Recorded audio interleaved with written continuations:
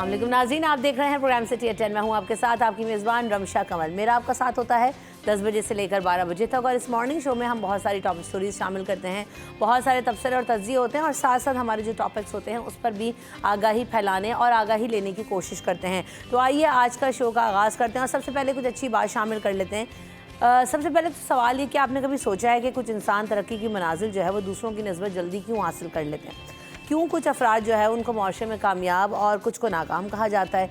क्योंकि उनकी आदत में जो है ना वो फ़र्क पाया जाता है जो कि एक दूसरे से मुख्तलिफ बनाती हैं एक दूसरे को। यहाँ हम आपको ऐसी 8 आदतों के बारे में आज बताएंगे जो कि नाकाम और कामयाब लोगों के दरमियान वाज़ेह फ़र्क पैदा कर देती हैं।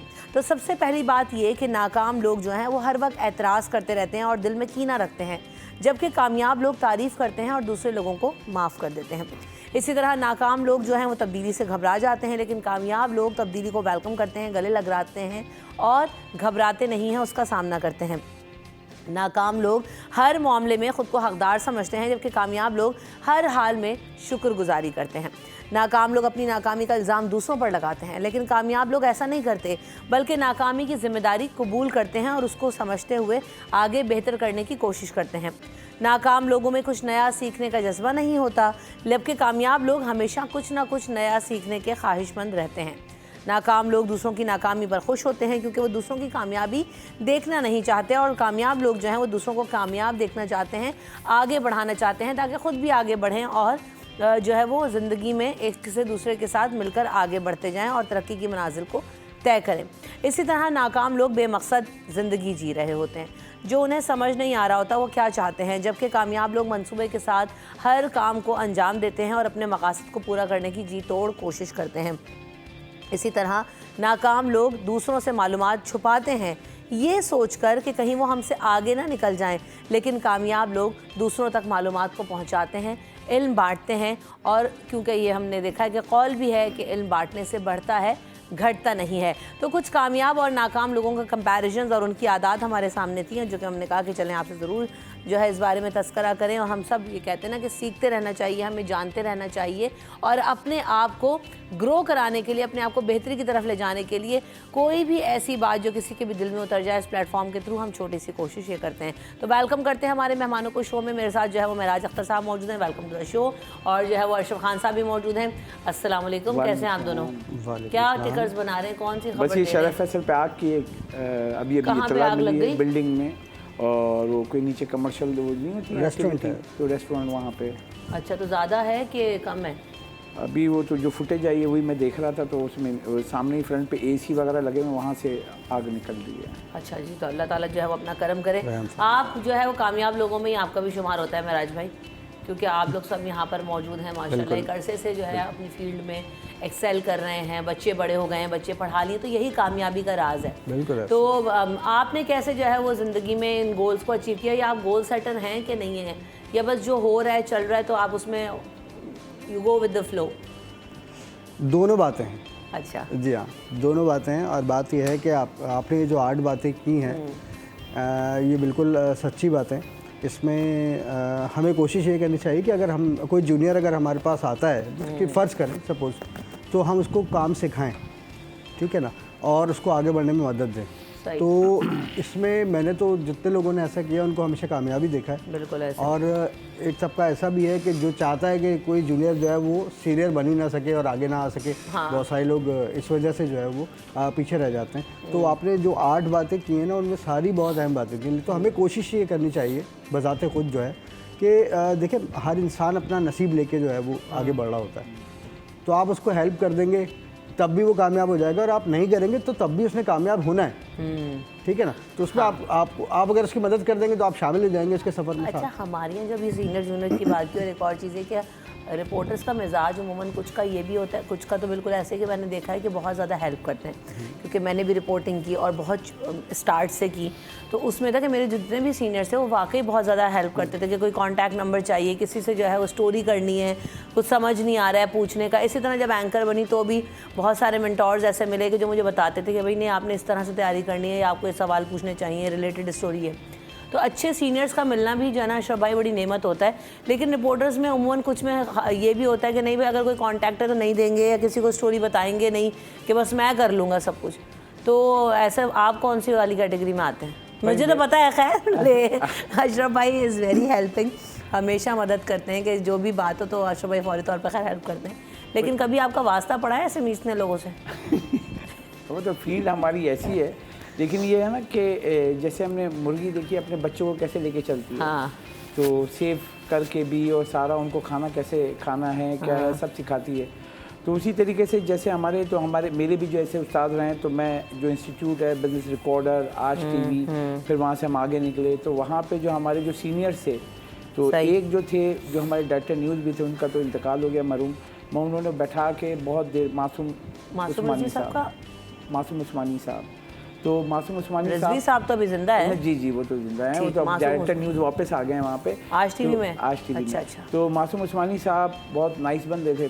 फिर मुझे वो दूसरे जो जियो में थे, तो वहाँ पे भी उन्होंने बहुत कुछ वो सपोर्ट किया, क्योंकि वो स्क्रीन की मॉनिटरिंग करते थे, यानी कि कोई चीज़ जा रही है तो कैसा आपको व्यू कर रहा है, व्यूअर को कैसा देना है, तो हर हमारे यहाँ हर स्टेप होते हैं, तो ऐसे हमारे यहाँ इदारे में भी हैं, तो उसमें वो बहुत कुछ सिखाते थे कि तुम ऐसे खड़े हुए थे, तुम्हें ये व्यू देना चाहिए था। अच्छा, वो एग्जांपल भी देते थे कि जैसे एग्जांपल के CNN BBC ये स्टाइल होता है, क्योंकि जैसे हमारे यहाँ ना एक नॉर्मल, क्योंकि वो सीनियर हैं, इतना सारा वो इतने साल उन्होंने दिए थे, उन्होंने कहा जैसे आप खड़े हो रहे हैं और बिल्कुल कैमरे बिल्कुल स्टक होकर खड़े हुए हैं, आप फ्री रहें अपने आप को, क्योंकि उन्होंने मुझे बहुत देखा था और बहुत, तो उन्होंने कहा आप मूव होके ना बहुत ज़्यादा सही बोल लेते हो, अगर आप स्टक होते हो तो आप बोल नहीं पाते हो। मैंने कहा ये मेरी है कि अगर मुझे बिल्कुल कैमरे में फिक्स कर दिया, मैं अगर मूव करते हुए बोलूँगा तो बहुत अच्छा बोलता हूँ। तो उसी तरीके से ये मैं सबको ये बोलता हूँ कि ट्रेनिंग जो हमें सिखाई गई थी कि अगर आप कुछ बोल रहे हैं कैमरे के सामने, शीशे के सामने खड़े होकर प्रैक्टिस करें कि आप जो बोल रहे हैं आप कैसे लग रहे हैं। ऐसा ही है। तो बहुत ज़्यादा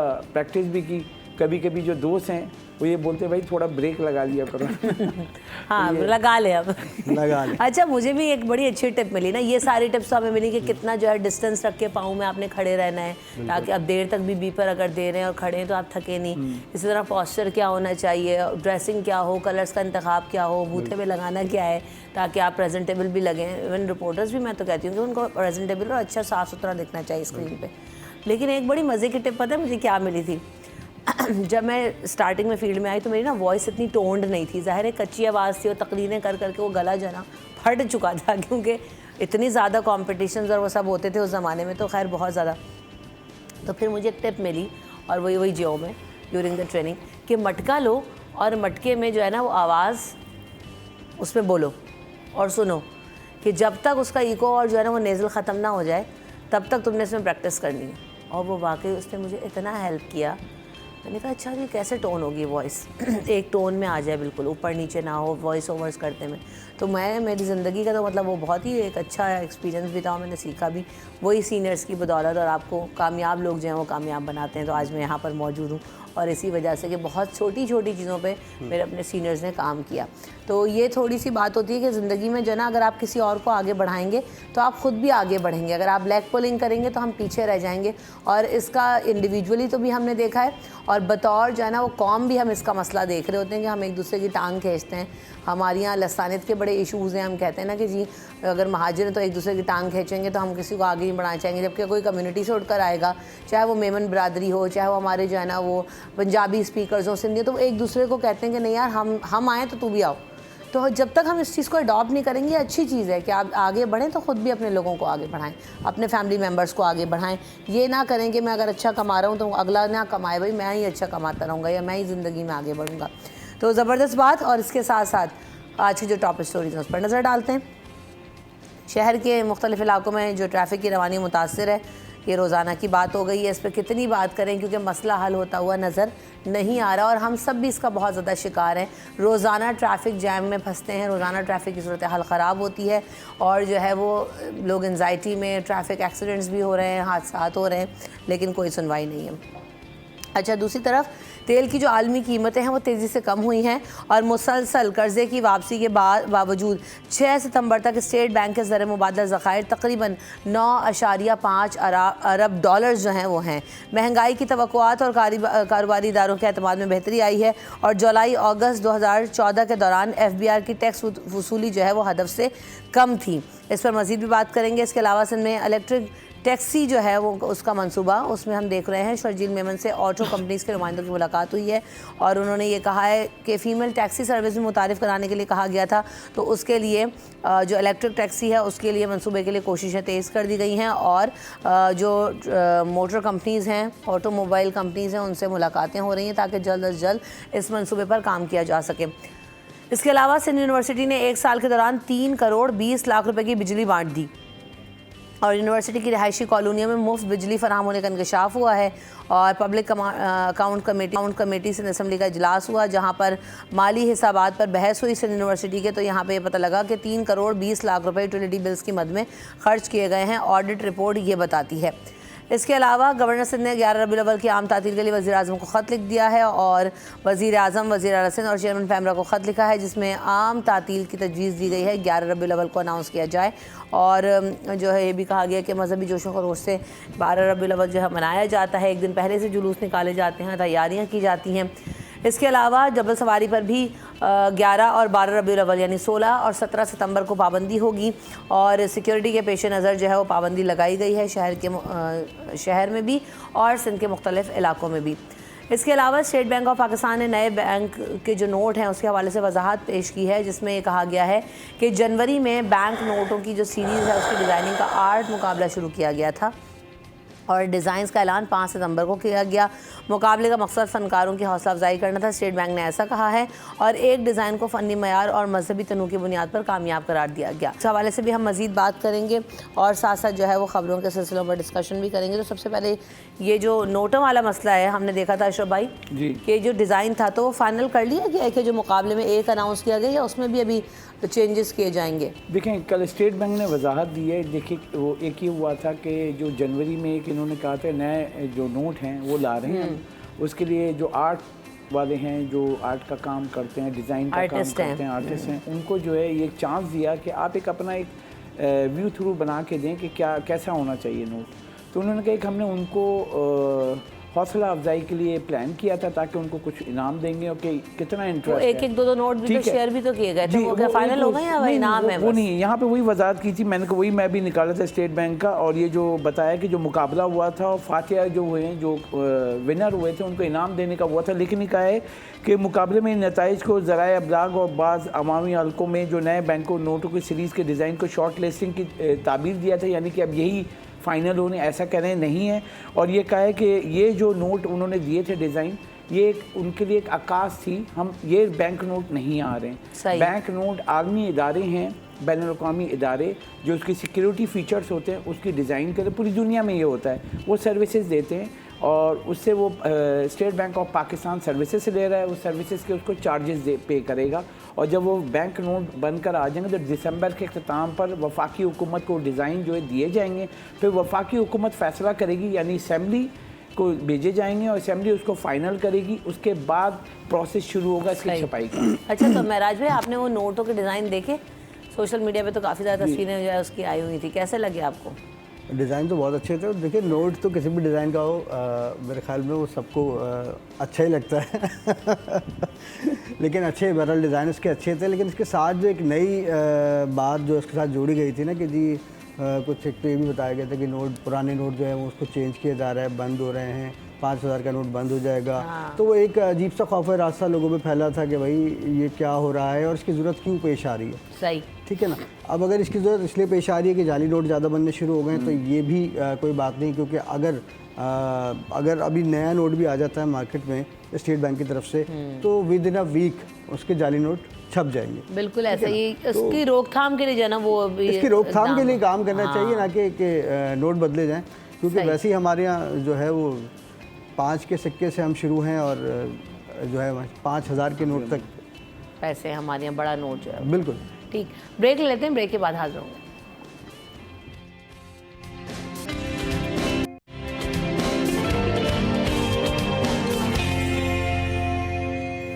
welcome back in city at 10। तो जनाब हम देख रहे हैं कि स्टेट बैंक ने, हमने नोटों के हवाले से बात कर रहे थे, दूसरी तरफ हमें नज़र आ रहा है कि जो रबीउल अव्वल के हवाले से भी इजलास हुआ और डबल सवारी पर भी पाबंदी लगा दी गई। तो महराज भाई, ये पाबंदी 2 रोज़ के लिए लगाई गई है। सिक्योरिटी के हवाले से भी इजलास हुआ कल परसों, क्या इंतजाम किए जा रहे हैं? बिल्कुल, देखिए सिक्योरिटी के तो हमेशा से इंतजाम किए जाते हैं, जैसे कि मुहर्रम उल हराम के दौरान जो जुलूस होते हैं उनकी सिक्योरिटी के मामलों के लिए पूरी एक हफ्ते से प्लानिंग शुरू होती है, कम से कम 10 रोज़ से।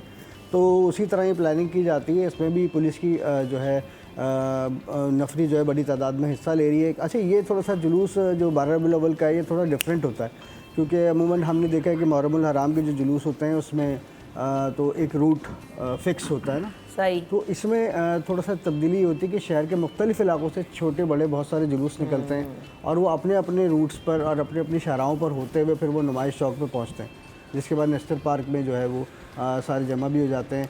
इसमें जो अहले सुन्नत वालों का जो जुलूस है वो मेमन मस्जिद से जाता है वहाँ नेस्टर पार्क तक, फिर इसके दरमियान में सुन्नी तहरीक वाले जो हैं वो एक अलग जुलूस निकालते हैं, तो वो भी फिर नेस्टर पार्क पे पहुँचते हैं। नेस्टर पार्क पे पहुँच के तकरीबन सब लोग एक जगह जमा हो जाते हैं और फिर नेस्टर पार्क में जो है बयान वगैरह होता है। उसके बाद ये नमाज के बाद जो है वहाँ से निकलते हैं। तो सिक्योरिटी के हवाले से इनका वही निज़ाम है, जो बहुत सारी जो ज़ैली सड़कें हैं वो कंटेनर्स लगा के बंद की जा रही हैं, उनकी तैयारी भी से शुरू कर दी गई है और वही बुलंद इमारतों पर स्नैपर्स तैनात होंगे। CCTV कैमरास की मदद से जो है वो जुलूस के जो रूट्स हैं उसकी निगरानी भी की जाती रहेगी, फ़िज़ाई निगरानी भी होगी और साथ साथ इसमें रेंजर्स भी पार्टिसिपेट करेगी और SSU वगैरह जो है वो भी इसमें पार्टिसिपेट करेंगे, ताकि किसी भी किस्म के नाखुशगवार वाक़े से जो है फौरी तौर पर निपटा जा सके। बिल्कुल ऐसा ही है। अच्छा, आम तातील का भी ऐलान कर दिया गया अशरफ भाई? जी, यहाँ पे जो 12 रबीउल उनको दी है, साथ में जैसे आपने पढ़ा था कि वो गवर्नर साहब ने, जो गवर्नर सिंध है, उन्होंने कहा है कि 2 रोज़ की 11 और 12 रबीउल अव्वल को तातीलात दें, क्योंकि जो एक्टिविटी है उससे आपने देखा है जैसे कि सड़कों के बंद होने का और सिलसिला रात गए से शुरू हो जाता है, तो उससे तंग भी होते हैं। तो इसलिए उनको कहा है कि सब जो है ये खुशी जो है दिल से और बिल्कुल उससे मनाएं, तो उसके लिए उन्होंने कहा 2 रोज़ की छुट्टी दें। साथ ही जैसे डबल सवारी का हुआ है, तो यहाँ पे मैं बताऊँ कि सिक्योरिटी के पेश नज़र तो होता है, लेकिन यहाँ पे उसका अमल दरामद, क्योंकि वो तो सिक्योरिटी के लिए किया जाता है और मेराज साहब भी इसमें वो देंगे कि अपडेट के 2 दिन के लिए अगर आपने डबल सवारी बंद की तो 11 तारीख मतलब 11 रबीउल अव्वल को तो पब्लिक तो दफातर जाएंगे और मोटरसाइकिल पे आप देखें, मैं आज भी आ रहा था तो 3-3 बैठ के जा रहे होते हैं।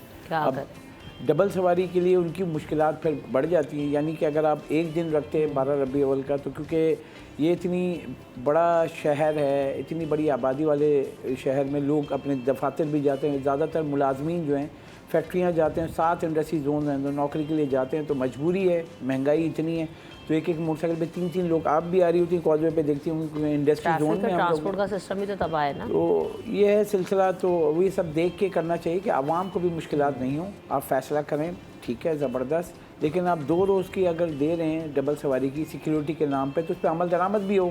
वो तो घूम रहे होते हैं और असल में देखा जाए, जो मैंने देखा है, तो पुलिस वालों के वो आके ऐसे रोकते हैं और उनको जैसे उसने क्या कर दिया, वो बेचारे, वो तो लेबर होती है, उनको तो पता भी नहीं होता है, और मेराज साहब भी बताएंगे, उसमें उनको पकड़ भी लेते हैं। देखिए, इसमें ऐसा होता है कि अमूमन जब इस किस्म के इवेंट्स होते हैं ना, तो इसमें जो पाबंदी लगाई जाती है उसमें पुलिस की जानिब से थोड़ी सी नरमी जो है वो की जाती है, क्योंकि पहले ये होता था कि पुलिस फौरी तौर पर टूट पड़ती थी एकदम कि जी पाबंदी है, बस रुक जाएं यहाँ पर। तो उसमें आपको पता है उनसे मुबैना तौर पर लेन देन के मामला भी होते थे, डरा धमका के पैसे ले लेते थे। मुबैना तौर तो मुबैना इसलिए कह रहे हैं कि जाहिर सी बात है, हर इंसान जो है ना किसी भी इल्ज़ाम को जो है वो एक्सेप्ट ही नहीं करता, कोई सब डिनाई कर देते हैं, इसलिए हम मुबैना कह रहे हैं। ठीक है, अदालतों के दरवाजे जो है वो सबके सामने रहते हैं हमेशा। तो अब बात यह है कि पुलिस के लिए तो एक आसान शिकार साबित होता है, क्योंकि जिस अगर 2 दिन के लिए बंद है, तो यानी कि 10 तारीख को जो है 10 रबीउल अव्वल की रात को 12 बजे से इसका तलाक हो जाएगा। 12 बजे के बाद अगर कोई घूमने भी निकला है या कज़न के साथ निकला हुआ या चाय पीने निकला हुआ, तो उसकी तो शामत आनी ही आनी है। एक्स्ट्रा पैसे लेके जी हाँ, बिल्कुल एक्स्ट्रा ऑर्डनरी। पहले तो वो बेचारा कागजात ना होने के देता, लेकिन अब वो डबल सवारी की पाबंदी की जो खिलाफ वर्जी है उसके भी बेचारे उसको देने पड़ेंगे पैसे। तो इसमें पब्लिक को खुद एहतियात करनी चाहिए, क्योंकि हमने देखा कि मुहर्रम उल हराम में भी 3 दिन के लिए जो है वो डबल सवारी पर पाबंदी थी, अब इस पर भी कर रहे हैं। लेकिन ये हुकूमत की तरफ से एक एहतियाती तदबीर होती है कि जी हालात, क्योंकि हालात अच्छा पाबंदी लगा देते हैं, लेकिन जुलूसों में सब डबल सवारी पे जा रहे होते हैं। देखें, आपने अगर झंडा लगा लिया है बाइक पर, तो फिर तो आप 3 भी जा सकते हैं, 4 भी जा सकते हैं। तो हमारे भी थोड़े से बड़ा अच्छा निराला सा निज़ाम है, तो बहरहाल अच्छा है। चलें, लोग किसी बहाने तो एंजॉय कर रहे हैं ना, तो वो एक तरह से एंजॉय होता है। सारा दिन आपको पता है कि पूरे शहर में लोग खुशियाँ मना रहे होते हैं, घूम रहे होते हैं 12 रबीउल अव्वल को, और झंडे भी लगाए हुए होते हैं उन्होंने। मैंने तो आज के मतलब कल भी मैंने देखा बहुत सारे लोग थे जो 2 झंडे लगाए हुए उन्होंने बाइक के ऊपर और तैयारी करते हैं ना, तैयारी से घूम रहे हैं। तो वो सबका एक अपना अपना जज्बा है। तो इसमें डबल सवारी पर पाबंदी बहरहाल सिक्योरिटी को मद्देनज़र रखते हुए लगाई गई है, वरना मेरे ख्याल में हुकूमत का ये मकसद तो बिल्कुल नहीं होगा कि लोग घूमें ना, लेकिन ये है कि एहतियात के तौर पर लगाई गई है। तो इसमें अगर पब्लिक थोड़ा सा बर्दाश्त कर ले होना चाहिए, क्योंकि फिर कोई नाखुशगवार वाक़या पेश आ जाए, अल्लाह ना करे, अल्लाह ना करे, तो फिर हम देखिए आ चुका है। इससे पहले आपको पता होगा कई बरस गुजर गए, नेशनल पार्क में बहुत बड़ा वाक़या पेश आया था, बिल्कुल ऐसे ही, जिसके बाद से ये सिक्योरिटी जो है वो और ज़रूरी भी है। ठीक है, मेरे ख्याल से आप एक आध दिन अगर आप थोड़ा सा बर्दाश्त कर भी लेंगे तो नो बिग डील, आपकी सिक्योरिटी कंसर्न ज़्यादा अहम है। अच्छा जी, सिंध हुकूमत की हम बात कर रहे हैं तो शजील इनाम मेमन साहब ने जो है ऑटो कंपनी से मुलाकात की है और इलेक्ट्रिक टैक्सी सर्विस जो है वो आ रही है, और उन्होंने कहा था कि पिंक इलेक्ट्रिक सर्विस भी लेकर आनी है उनको, जो कि ख़वातीन चलाएंगी, और एक इलेक्ट्रिक टैक्सी सर्विस। तो ये तो बड़ी अच्छी बात है। तो कहाँ तक पहुँचे मामला? भाई देखें, आपने सामने है कि सड़कों पे चल रहा है, और आप मलिक कैंट से टूवर्ड्स टावर तक देखते हो इलेक्ट्रिक बस ऑलरेडी चल रही है कराची शहर में। हम तो नॉर्मल बस सोचते थे, तो अब यहाँ पे एसी वाली बसेस चल रही हैं। इसके अलावा इलेक्ट्रिक बस, जो मैं भी सोचता था कि बोल रहे हैं नहीं आएगी, लेकिन आ गई सड़कों पे। और अगर आप देखें तो बहुत अच्छी सर्विस है ख़वातीन के लिए, पिंक सर्विस भी वो अलग से है। और इसके साथ अब ये जो टैक्सी सर्विस है, तो आप प्राइवेट पब्लिक पार्टनरशिप अगर हम देखें तो इंडिविजुअल जो इन्वेस्टमेंट भी आती है, वो गाड़ियाँ लाएंगे, फिर वो सिस्टम आएगा। तो क्योंकि अगर देखा जाए यहाँ पे, आपको याद होगा प्राइवेट सेक्टर ने बड़ी बड़ी जो लेकर आया है टैक्सी सर्विस ऑनलाइन, तो वो चली भी, मगर उनकी जो मुश्किलात हैं, आपने देखा होगा एक हाईएस्ट वाली बस सर्विस भी शुरू हुई, एयरलिफ्ट। तो उसमें ये होता है, मेरे दोस्त हैं, बैंकर्स हैं, बाकी जो IHC जो फाइनेंशियल हब पे जो जाते हैं, यकीन करें अपनी गाड़ियाँ खड़ी कर दी। जो मैंने सुना है ना माहिरीन से कि एक बस होती है, उसमें अगर 60 सीटें हैं, तो आप सोचें कि अगर 30 गाड़ी वाले अगर उस बस में जाएंगे और 30 मोटरसाइकिल वाले, तो ट्रैफिक कम हो जाएगा।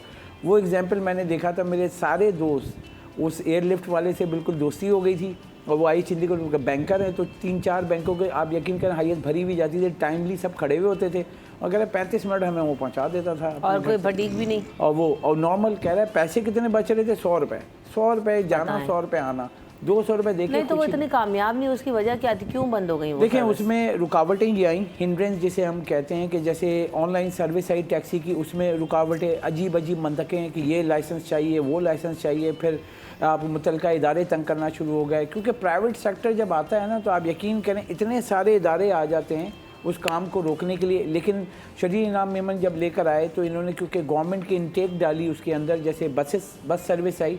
ये बस सर्विस आपको बताऊं, जब हमने ब्रीफिंग दी गई थी, तो बस सर्विस पहले आ रही थी इंडिविजुअल बेस पे, लेकिन फिर इन्होंने रब्ता किया, तो उससे पहले इनके साथ शजील इनाम मेमन से जब रब्ता हो, तो मुसलसल बसें आ रही हैं।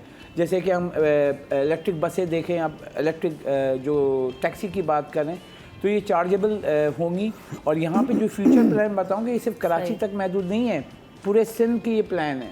और जो बस है इलेक्ट्रिक बस, आप यकीन करें कि ऐसा ज़बरदस्त सिस्टम है, जो प्लान है अभी हम उसके ऊपर वो कह रहे हैं कि टाइम लगेगा कि कराची से हैदराबाद भी इलेक्ट्रिक बस चलेगी, ये भी पाइपलाइन में। लेकिन उसके लिए पहले कराची में जो मुख्तलिफ सड़कें हैं, वहाँ पे ये बस की जो इनटेक है वो पूरी कर दें, और उसके बाद अगला मरहला। इसमें महराज भाई का भी कमेंट लेंगे। और इसमें एक और अच्छी बात ये है कि जो सिस्टम हम देख रहे हैं कि बनता जा रहा है, इसमें शजील इनाम मेमन साहब को खैर इसका वो जाता ही है सहरा के। कल मैंने देखा कि नहीं शटल सर्विस की बात हो रही थी कि आप बाहर निकालें जो इंटरसिटी बसेस हैं, और शटल सर्विस जो है वो जाएगी। तो लियारी एक्सप्रेस वे पे भी मुझे नज़र आई, और गुलशन पे मुझे नज़र आई कि वो लोगों को लेके जा रही थी, और उसमें वो शटल सर्विस चली, वही जो हाईएस्ट नहीं होती बड़ी वाली, उसमें लोगों को लेके जा रही थी। उसके ऊपर लिखा हुआ था कि सिंध गवर्नमेंट बस शटल सर्विस, और वो उसने उतारा इनको यहाँ पर सोहराब गोड पे जाके, जहाँ पे स्टेशन बने हुए ना बस के जो अड्डे बने हुए, वहाँ पर जाके उतारा। और बड़ा AC वेसी की वो वैन है, और फ्री ऑफ कॉस्ट भी अभी तो स्टार्टिंग में। तो लोगों के लिए वो प्लान तो कर रहे हैं, अच्छे तरीके से कर रहे हैं, लेकिन अब ये है कि लोग भी साथ दें, और जो है इंशाल्लाह ताला आगे आने वाले वक्तों में हम कोशिश भी यही कर रहे हैं और चाहते भी यही है कि ट्रांसपोर्ट की सूरत हाल बेहतर हो कराची में। ब्रेक लेते हैं, इस पर मज़ीद भी बात करेंगे। महराज भाई का भी कॉमेंट होगा आफ्टर दिस ब्रेक।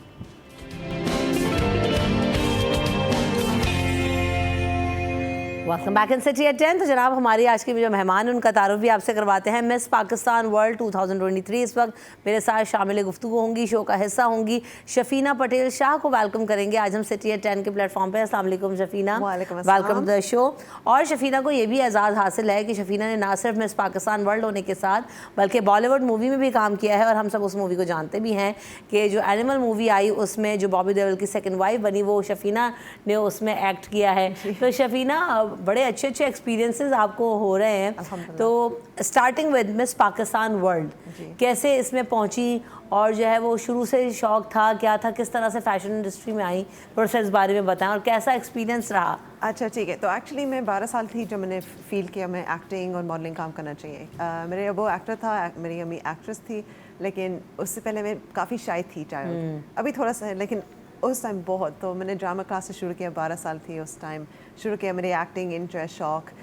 वहाँ से लॉन्ग स्टोरी शॉर्ट मैं अमेरिका थी उस वक्त, वापस आई इंग्लैंड एंड मैंने पैजेंट्स किया पहले, लेकिन वो जो लास्ट ईयर ना मैं वापस आई पाकिस्तान से, क्योंकि मैं आई थी फरवरी 2023 सिर्फ हॉलीडे के लिए। मेरी फैमिली कोहाट से, मेरी अम्मी कोहाट से, तो मैं पेशावर में थी उस वक्त। जब मैं वापस आई इंग्लैंड तो मैं पाकिस्तान को बहुत मिस कर रही थी, और मेरे एक दोस्त हैं उन्होंने कहा अप्लाई करो मिस पाकिस्तान के लिए। आई वाज लाइक अरे यार पाकिस्तान पैजेंट्स है ये क्या, क्योंकि मैं सोच रही थी औरत के लिए ये नहीं है।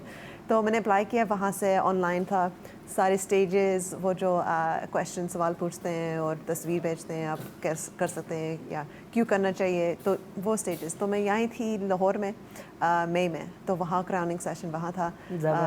उसके बाद काफ़ी लोग मुझे मैसेज करते थे तो मैंने शुरू किया चैरिटी वर्क, सोशल वर्क। एक ऑर्गेनाइजेशन है क्लेफ्ट हॉस्पिटल गुजरात में, तो वहाँ से मैंने एम्बेसडर बन गई हूँ अल्हम्दुलिल्लाह। एंड मैंने एक स्काई डाइव किया दुबई में टू रेज मनी, तो जून 1 मैंने इस साल में किया दुबई में। एंड तो बेसिकली ये सिचुएशन था। तो मैं सोची थी टाइटल है मेरे पास, मैं जानती नहीं थी पाकिस्तान के बारे में लाइक एवरीथिंग, लेकिन हाँ इतनी ज़्यादा, लेकिन मुझे ये चाहिए था दैट मैं वेस्ट से आई हूँ ना, वेस्ट वो पाकिस्तान सोचते हैं, मुझे ये चाहिए था पाकिस्तान सॉफ्ट इमेज लाइक बनना चाहिए ना, क्योंकि बाहर लोग वो कोई और सोचते हैं पाकिस्तान के बारे में। अच्छा इमेज नहीं बिल्ड किया हुआ ना पाकिस्तान के बारे में, बिल्कुल ऐसा ही है जी। तो मैं सोची थी लाइक कुछ कर सकते हैं पाकिस्तान के लिए, और आई फील प्राउड इज़ाज़ से बात। वेरी नाइस, ज़बरदस्त। तो ये जो बॉलीवुड में काम किया उसका चांस कैसे मिला? एक्चुअली तो उस सेम टाइम जब मैं पाकिस्तान में फरवरी 2023, ये मिस पाकिस्तान से पहले मेरी एजेंट लंदन से, उन्होंने मुझे मैसेज किया एक अपॉर्चुनिटी है बॉलीवुड मूवी के, और एक सीन है वो किसिंग सीन है, ये ठीक है आपके लिए? मैं कंफर्टेबल नहीं थी, लेकिन उस वक्त मैं सोची थी सिर्फ हाँ कह दो, क्योंकि हमको नहीं जानती शायद वो कैमरा चिक है या शायद नहीं, लाइक तो मैंने बोला हाँ ये ठीक है। तो मैंने अप्लाई किया, ऑडिशन भी ले लिया सेल्फ टाइप पर, क्योंकि मैं पाकिस्तान में थी, तो मैं भेज दिया वो। एक हफ्ते के बाद उन्होंने मुझे मैसेज किया आपके रोल मिली, वो रोल आपको मिल जाएगा, लेकिन वो रोल नहीं है, दूसरी रोल है। हाँ तो आई वाज लाइक शुक्र है, क्योंकि मैं दुआ करती ना I was like Allah please मुझे वो सीन नहीं चाहिए। तो अल्हम्दुलिल्लाह मैं वाइफ नंबर 2 बन गई हूँ। सही, क्योंकि पहले उन्होंने चाहिए था मैं वाइफ नंबर 3 हूँ, और वो सीन है उसके साथ। सही, लेकिन वो एक दूसरी एक्ट्रेस इंडिया से आए ना। चलिए तो अच्छा हुआ। तो उसके बाद फीडबैक कैसा आया? कुछ जो है आपके करियर में चेंज आया ये दोनों चीज़ें करने के बाद? मॉडलिंग कर रहे हो अभी या ड्रामा प्रोजेक्ट्स कर रहे हो? पाकिस्तान में आने के बाद तो फौरी तौर पे जो है ना, क्योंकि मिस पाकिस्तान कोई इस तरह का टाइटल हो तो हम उनको देख रहे होते हैं कि बड़े बड़े ब्रांड्स अप्रोच कर रहे होते हैं, ड्रामाज में वो लड़कियाँ नज़र आ रही होती हैं। तो आपके साथ क्या जो है वो अभी तक रहा है सिलसिला?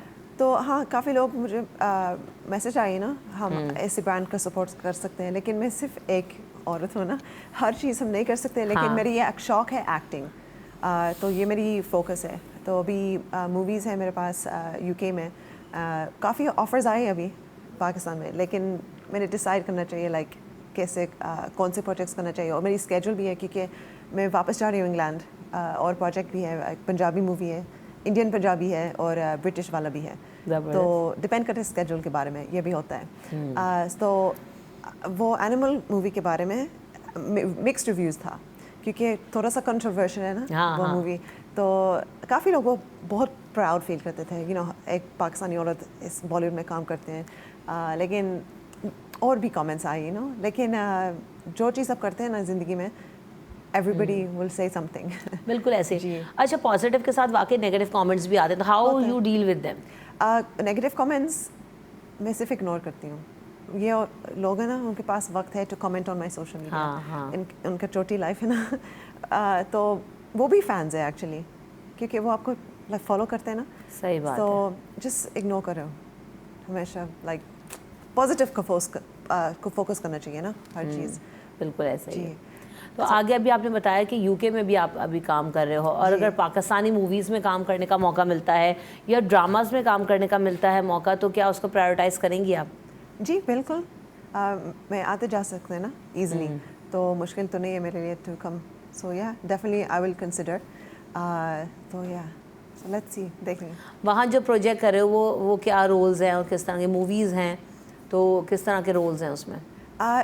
एक वाला एक्शन हीरो उनके पास दो पिस्टल्स है कैरेक्टर, उनका नाम है अयला, वो मोटर बाइक चलाते हैं, लेकिन मैं नहीं जानती थी कैसे कर सकते हैं। आपको बाइक चलाना आती है? नहीं, क्योंकि एक्चुअली यूके लॉज अलग है ना। हाँ। उनके पास प्रोटेक्शन है एक्टर्स के साथ, तो वो स्टंट डबल यूज़ करते हैं, लेकिन जाने से पहले मुझे सीखना पड़ेगा। यहाँ पे सीख के जाएंगी पाकिस्तान में? पाकिस्तान में तो इंस्टीट्यूट्स खुल गए हैं, बाइक राइडिंग सिखा रहे हैं बड़े आराम से, और बहुत अच्छे जो बहुत लिमिटेड से टाइम में सिखा रहे हैं। जी, पाकिस्तान बहुत अच्छे हैं, हर चीज़ है यहाँ एक्चुअली। बिल्कुल ऐसे। मैं जानती नहीं थी पहले, तो मैं बहुत प्राउड फील करती हूँ। हर चीज़ आप कर सकते हैं पाकिस्तान में, अल्हम्दुलिल्लाह। कितना अरसा भी आपको हो गया यहाँ पाकिस्तान में रहते हुए? एक्चुअली मैं यूके में रहती हूँ, लेकिन सिंस लास्ट फरवरी मैं आते जाते 6 दफ़ा भी, तो 3 दफ़ा लास्ट ईयर और 3 दफ़ा इस साल। ये मेरा प्लान नहीं था, हर चीज़ होता है खुदा की वजह से। हम प्लान करते हैं ना, और अल्लाह भी प्लान करते हैं। लाइक आज सुबह एक छोटी सी बात हुई, मेरा एक शो था, मेरे मॉर्निंग शो था जियो टीवी पर, एंड वो मिस किया।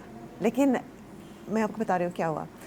अली सकलैन मेरे दोस्त है एक्चुअली, वो कराची में, वो हर चीज़ एक्चुअली मैं आई थी टू मीट माई फ्रेंड्स, तो उन्होंने कहा शफीना आप कराची में हो तो थोड़ा सा मीडिया कवरेज करना चाहिए, यू नो, लाइक ये बेहतर है आपके लिए। तो मैंने बोला ठीक है, वो मेरा दोस्त है तो he wants good for me ना। तो उन्होंने मुझे पिकअप किया सुबह सही टाइम पर, एंड उन्होंने कहा ओह गाड़ी बंद है, तो मैंने बोला ओके, चाबी अंदर है, मोबाइल भी अंदर है। तो हमने मिस किया हमारी शो, क्योंकि ये लॉक हुआ ना। लेकिन मैं परेशान नहीं थी उस वक्त, क्योंकि हर चीज़ होता है खुदा की वजह से। तो शायद खुदा हमने को रोका, शायद रास्ते पर कुछ हो गया ना, ऐसी चीज़ होगी। तो ये भी होता है हमारी ज़िंदगी में। आई डोंट नो, शायद लोग सोचेंगे अभी यू नो ये क्यों होता है मेरी ज़िंदगी में, क्यों यू नो रास्ते में कुछ है। तो I am just saying like Allah does thing for reason, शायद आपके बेहतर के लिए ना। तो ये मैं फील करती हूँ। सो ये थोड़ा सा अलग बात है, लेकिन आई एम जस्ट सेइंग। बिल्कुल ऐसा ही है, और हम ये अगर इस चीज़ को समझें तो बड़ा अच्छा हो जाता है कि आप जो ना कहते हैं ठीक है आज नहीं हुआ कल हो जाएगा, अल्लाह ताला ने इसमें कोई बेहतरी रखी होगी तो हम वो चीज़ कर रहे हैं। अच्छा, आपने स्टडी क्या किया है, किस तरह से आपको ज़िंदगी में, ये तो एक मौका मिला पाकिस्तान मिस वर्ल्ड, आप मिस पाकिस्तान वर्ल्ड बन गई, और जो है वो यहाँ पर एक्टिंग भी करे और आप भी इसको परस्यू करोगे। शुरू से ही यही गोल था, इसी बारे में पढ़ा भी, सब कुछ प्रैक्टिस किया, या कुछ और भी जो है साथ साथ कर रही थी? मैं सोच रही थी मैं डॉक्टर बन जाऊँ। हाँ। लेकिन जब मैंने एक्टिंग को शौक मिली, जब मैं डिग्री को पहुंच गई उस टाइम मेरी अम्मी वो कह रहे थे ओके एक्टिंग आप कर सकते हैं, मैं आपको सपोर्ट करूंगी, लेकिन कुछ और करना चाहिए यू नो डिग्री में। तो एक्चुअली मेरी डिग्री है न्यूट्रिशन हेल्थ एंड लाइफस्टाइल्स। ओह वाह। या तो मिस पाकिस्तान से पहले मैं हेल्थ कोच थी, मैं काफ़ी लोगों को मदद करते हैं यू नो कैसे खाना पीना एक्सरसाइज, तो ये मैं करती थी। लेकिन खुद को फिट भी तो रखना है आपने, तो आपको तो आपकी डिग्री बड़ा हेल्प करती होगी। अल्हम्दुलिल्लाह। मैं सोच रही थी मैं इस काम करेंगे इस फील्ड में या नहीं, लेकिन फ़ायदा है मेरे पास, यू नो, बिल्कुल ऐसे नॉलेज भी है। तो या अच्छा, जब आप फैशन इंडस्ट्री में आते हैं, एक्टिंग में आते हैं, तो आपको अपनी फिटनेस का बहुत ख्याल रखना पड़ता है, और अपनी बॉडी फिजिक का बहुत ख्याल रखना है, वेट का, स्किन का। तो आप किस तरह से जो है वो ख्याल रखती हैं, मैनेज करती हैं अपनी बॉडी को? रूटीन क्या है? एक्सरसाइज करती हैं, जिम जाती हैं, क्या करती हैं? जब मैं पाकिस्तान आती है ना, मैं थोड़ा सा खाना पीना रूटीन नहीं है, खानों में तो नहीं है। हाँ, मैं खाना सबसे बेस्ट है पाकिस्तान में, और कराची भी में माओ ज़बरदस्त। लेकिन यूके में मैं काफ़ी पानी पीती हूँ सुबह पहले, मैं जिम भी जाती हूँ, लेकिन हर रोज़ नहीं, लाइक एवरी अदर डे ज़्यादा नहीं करती, क्योंकि 80% ऑफ द प्रॉब्लम ना आपका खाने के पीने के बारे में और सही सोना चाहिए। यहाँ लोग है ना वो बहुत लेट सोते हैं ना, तो यूजुअली मेरी बेड टाइम ईशा के बाद है और मैं फजर उठ जाती हूँ, तो ये मेरी रूटीन है यूजुअली। एंड मैं प्रोसेस फूड्स को लाइक स्किप करती हूँ, और कोल्ड ड्रिंक्स बिल्कुल नहीं। ग्रीन टी सुबह एक ग्रीन टी चीनी के बिना चीनी बहुत कम है मेरी लाइफ में, तो मैं ऐसे ही करती हूँ। डाइट से मैनेज करती हैं आप बेसिकली ज़्यादातर, है ना? 80% ऑफ द टाइम सही है, लेकिन बाकी हम इंसान है ना, तो हम पिज़्ज़ा भी खाएंगे और थोड़ा सा आइसक्रीम। वो चीट डे है ना, तो उसके में आप एक आध दिन तो आप थोड़ा बहुत कर सकते हैं, फिर उसको मैनेज भी कर सकते हैं। क्योंकि उमूमन हमें ये लग रहा होता है कि यार बहुत मुश्किल होता होगा एक्ट्रेसेस के लिए, इनके लिए ना, कि अपने आप को कैसे मेंटेन करना है, कुछ नहीं खा सकते, कुछ नहीं पी सकते। नहीं, मैं खाती हूँ बहुत ज़्यादा एक्चुअली। फेवरेट फूड क्या है? देसी वाला खाना मैं दाल को पसंद करती हूँ, दाल माश, चपली कबाब। लेकिन पहले पिज़्ज़ा था, लेकिन मैं सोची थी ये अच्छी नहीं है मेरे लिए लेकिन पाकिस्तानी फूड इज़ गुड। या आपको खाना बनाना आता है? जी। क्या क्या पका लेती है? मसूर दाल मेरी बेस्ट है एक्चुअली। अरे वाह। हाँ, लोग मुझे काफ़ी जज करते हैं। वो मॉडलिंग एक्टिंग काम करते हैं, यूके रहते हैं। यूके में ना हम हर चीज़ खुद करते हैं। बिल्कुल ऐसा ही है। मैं चपाती बना सकते लाइक वो जो रोटी चपाती बना लेती है। हाँ, हाँ, आई कैन मेक इट। आलू कीमा भी, आलू कीमा बेस्ट बनाती है। तो ये मैं कर सकती हूँ, और कभी कभी बिरयानी, लेकिन काफ़ी टाइम लगेगा ना, तो या। तो कौन करता है कुकिंग आपके लिए वहाँ पर? यूके में करती हैं? मैं अम्मी के साथ रहती हूँ, और कुकिंग उनका शौक है, तो आई लेट हर, क्योंकि वो मेरी। अच्छा, कौन कौन से हाउस कोर्स में हिस्सा लेती हैं? सारे खुद करती हैं क्या? क्योंकि यूके में जो है ना, घर के सारी चीज़ें आपको खुद करना है। हाँ, मैं खुद करती हूँ। तो खुद कर लेती हैं, लॉन्ड्री भी खुद कर लेंगी, हाँ, अपना ख्याल भी करेंगी, घर में भी देखेंगी, सफाइयाँ भी करेंगी, क्या ऐसा है? जी, मैं खुद करती हूँ हर चीज़। मैंने इवन पेंटिंग भी किया। पेंटिंग करती हैं? कहाँ? मेरे घर में, हमारे शिफ्ट से पहले ना हर अच्छा, घर में पेंट किया? खुद किया मैंने। ओहो, मैं काफ़ी स्किल्स है मेरे पास छुपे हुए स्किल्स। सिर्फ मॉडल एक्ट्रेस नहीं। शफीना को राब्ता करें अगर घर में रंग रोगन कराना है और यूके स्टाइल में कराना है यार, तो Shafina is always here in Pakistan, है ना? Yeah, but Karachi is been good, बहुत अच्छा था एक्चुअली।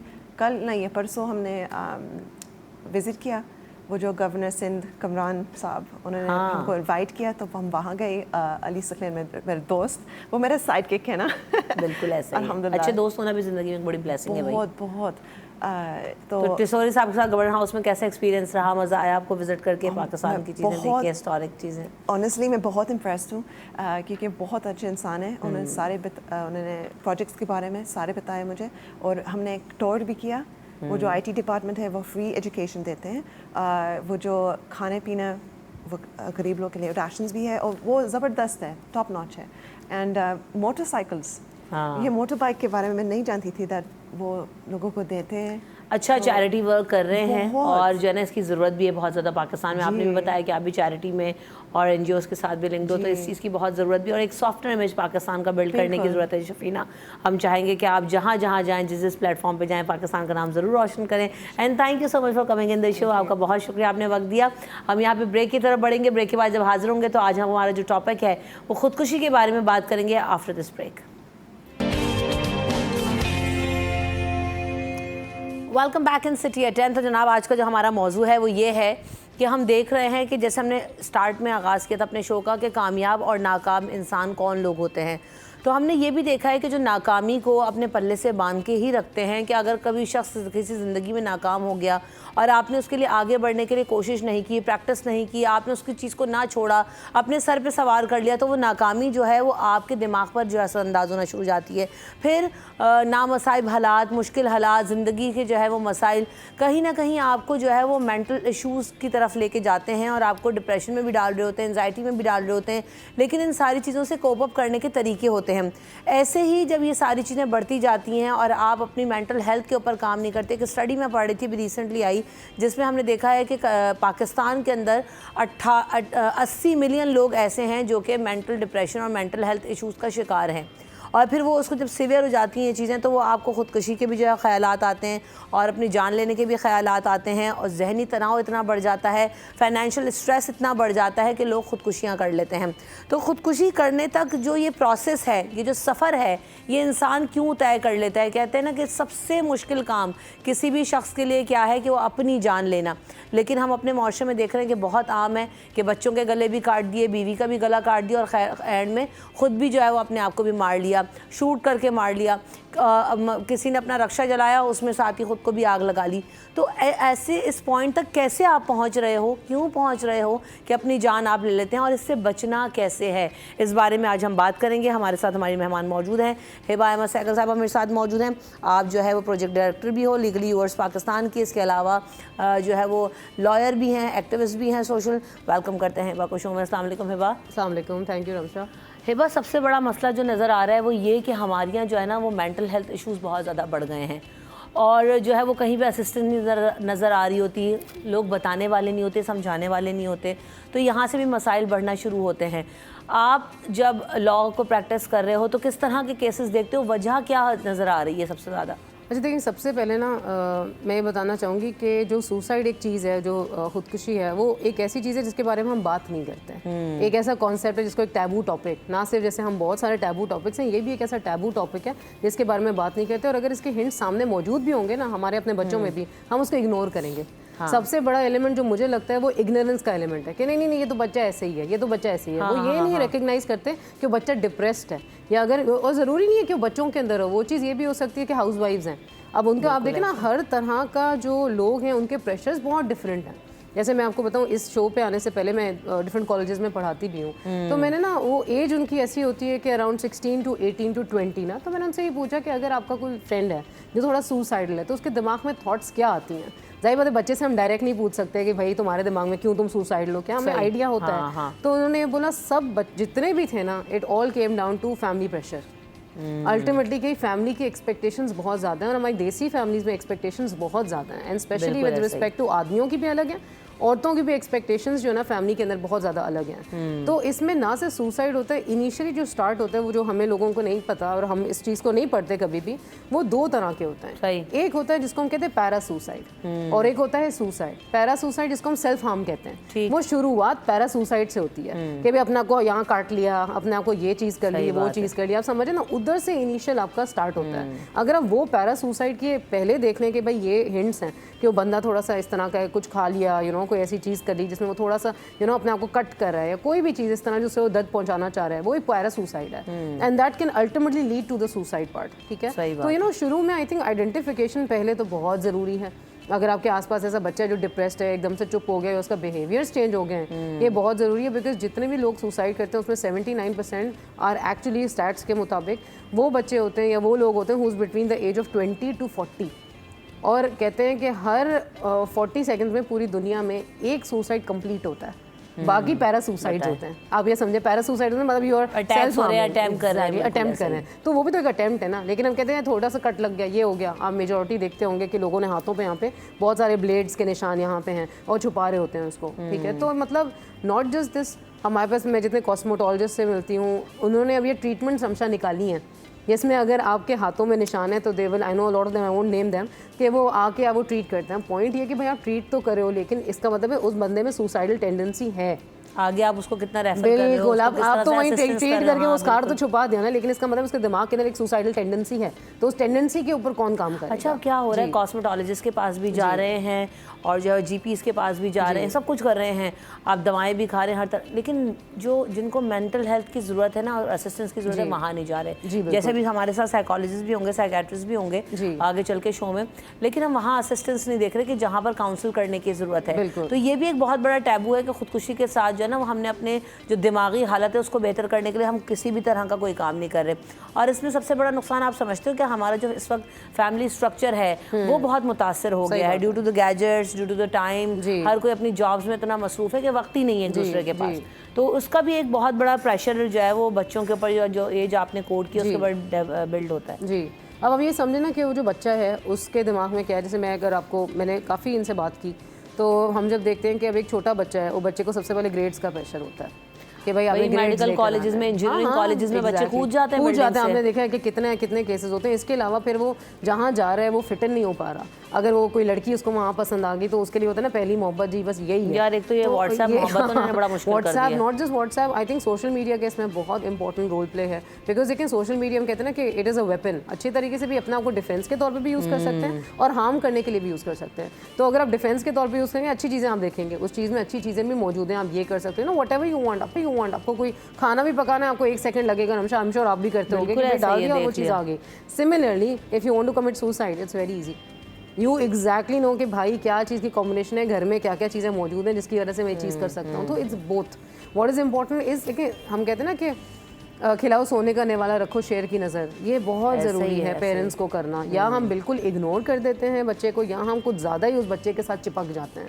तो ज़रूरी क्या है कि आपने जो ना बैलेंस रखना है कि जी ठीक है वो जा रहा है, वो कॉलेज भी जाएगा, ग्रेड्स हैं ठीक है, ग्रेड्स देखिए दुनिया का एंड नहीं है।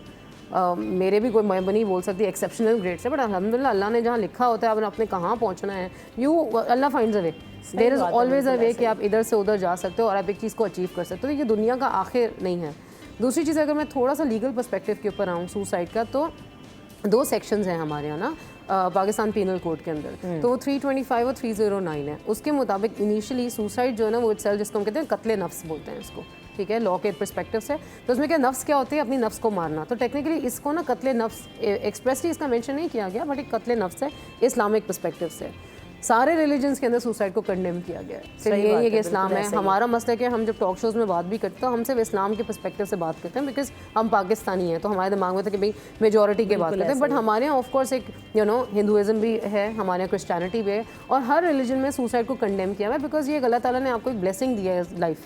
और ये तो हम पाकिस्तान की बात करें, लेकिन अगर दुनिया के दीगर ममालिक में देखें तो आप यूएस में कितने रिपोर्ट होते हैं, सबसे ज़्यादा आपके पास जो है वो वहाँ पर हो रहा है। तो ऐसा नहीं कि सिर्फ पाकिस्तानी माशरे में, वहाँ पर भी जो है ये मसाइल हमसे ज़्यादा हैं। एग्जैक्टली। बहरहाल क्या हमारे यहाँ लीगली क्या प्रोसेस है? तो लीगली हमारा जैसे ये होता है कि अब अगर आपने सुसाइड अटेम्प्ट किया है और आप बच गए, अब इसमें 2 पर्सपेक्टिव्स हैं। तो सबसे पहले तो आपकी MLO रिपोर्ट होगी, आप जहाँ जा रहे हो, जिन्ना चले गए, सिविल चले गए, वहाँ पे एक रिपोर्ट बनती है आपकी, और उसके बाद आपके ऊपर एक FIR लॉन्च की जाती है, ठीक है, कि भाई इन्होंने अगर सुसाइड अटेम्प्ट किया है तो क्या रीज़न है, क्या है।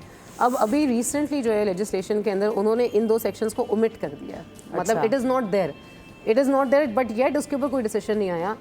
इनिशियली इन्होंने 2002 में तकरीबन इन्होंने जो है ना लेजिस्लेटिव प्रोविजंस किया था कि we want to change this part, कि भाई इसको हटा दिया जाए। कि देखिए ऑलरेडी एक बंदा अपनी जान लेना, जैसे आपने बोला कि it is not very easy, बहुत मुश्किल काम है। जाहिर बात है, आपने ब्लेड या कोई भी चीज़ ली, आप इतना करीब है कि भाई इसके बाद आपको पता है कि इट्स नॉट ईजी कि भाई मैं वापस वो कुछ नहीं होता। और जैसे मेरे वालिद साहब के फॉरेंसिक पैथोलॉजिस्ट थे, तो वो यही कहते थे कि ये सबसे मुश्किल काम है, और आप जो सुसाइड करते हो ना, आप ईजीएस्ट वे ढूंढते हो कि जो तरीका है आपका for you to end the life. Okay, उस टाइम पे अबू कहते थे कि वो सारी चीज़ें ना आपको पास्ट की याद आती है। अच्छा, लास्ट मोमेंट, बिल्कुल, आपको लास्ट में जैसे कहते हैं ना डूबते हुए आपको याद आती है, इसी तरीके से लास्ट मोमेंट में आपको सारी लाइफ की जो डिसीजंस आपने लिए, जो भी चीज़ है वो आपको सारे याद आते हैं। अब वो उसके ऊपर है कि वो नेगेटिवली याद आ रहे हैं या वो पॉजिटिवली याद आ रहे हैं। आप समझ रहे हैं? तो अगर एक बच्चे को आप शुरू से ऐसा काउंसिल करें कि उसको नेगेटिविटी इतनी नजर ना है, पॉजिटिविटी नजर है, तो जाहिर बात है the situation becomes much better. Coming to the legal perspective, जी, तो अब लीगल पर्सपेक्टिव में अगर हम बात करते हैं तो आपके ऊपर FIR होती है, फिर वो सारा कुछ उसके अंदर समझे मैक्सिमम 1 साल की सज़ा होती है आपकी, और 10,000 रुपीज़ फाइन है। अच्छा, अब ये है कि जाहिर बात है कुछ लोग अब सुसाइड जो करता है वो आगे आके बताएगा तो नहीं। दूसरा ऐसे कोई इस तरह के साइंस घर वाले भी नहीं बताते, छुपाते हैं। अगर वो कहते हैं ना जनाजा नहीं पढ़ाया जाता, जो सुसाइड होता है उसका जनाजा नहीं पढ़ाया जाता, तो आप ये समझे कि लेकिन है तो एक लेजिस्लेटिव प्रोविजन तो है जिसको अभी ओमिट कर दिया है। इसके ऊपर अब नेशनल असेंबली में प्रपोज किया गया था, बट नेवर पास्ड कि भाई इस चीज़ को हटा के सुसाइड कोई क्राइम नहीं करना चाहिए, इनफैक्ट उनको हेल्प देनी चाहिए। अगर किसी ने अटेम्प्ट किया ना, रैदर कि आप सोसाइटी उसको कंडेम करें, फैमिलीज के बारे में बात ना करें, इनफैक्ट क्या चाहिए उनको कि उसके बारे में वो उसको हेल्प दे, जिस हेल्प की एक्चुअली उनको जरूरत है। बिल्कुल ऐसा ही है। तो इसी बात के साथ यहाँ पे ब्रेक ले लेते हैं, ब्रेक के बाद वापस आएंगे तो उस पर मजीद भी बात करेंगे, कुछ और मेहमान भी हमें ज्वाइन करेंगे आफ्टर दिस ब्रेक।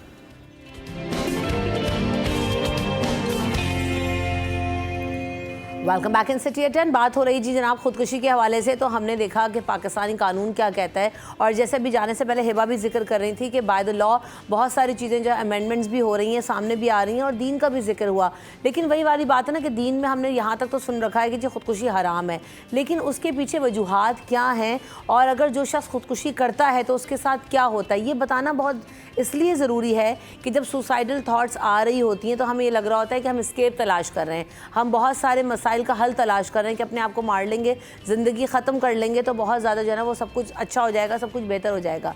लेकिन अल्लाह ताला ने उनके लिए क्या वईद रखी है, दीन क्या कहता है और उनके लिए कितना जो है मुश्किल हो जाता है आगे जाकर भी, क्योंकि अल्टीमेट लाइफ तो वही है जो इस लाइफ के बाद है, आखिरत है। तो उसमें क्या मामलात होंगे, मुफ्ती खलील साहब हमारे साथ मौजूद हैं, उनसे जानने की कोशिश करेंगे। डॉक्टर हसन औज भी हमारे साथ मौजूद हैं, उनको भी वेलकम करते हैं शो में। तो ये सवाल लेकर मुफ्ती साहब आपकी तरफ ही बढ़ूंगी कि हमें लग रहा होता है बहुत ईजी इसके प्लान है कि जी अपने आप को मार लो, उसके बाद क्या है और दीन क्या कह रहा है इस बारे में? आऊज़ु बिल्लाहि मिनश शैतानिर रजीम, बिस्मिल्लाहिर रहमानिर रहीम। देखिए, ख़ुदकुशी का मकसद ये कि अपने आप को तकलीफ़ देते हुए अपने आप को माज़अल्लाह कत्ल कर देना, अपने आप को जान से मार लेना। अब वो ख़ुदकुशी चाहे आप आले से करें या डूब के करें या जल कर करें, किसी भी तरह करें, तो याद रहे कि शरीयत मुताहरा में, इस्लाम में ख़ुदकुशी करना हराम में सख्त गुनाह है।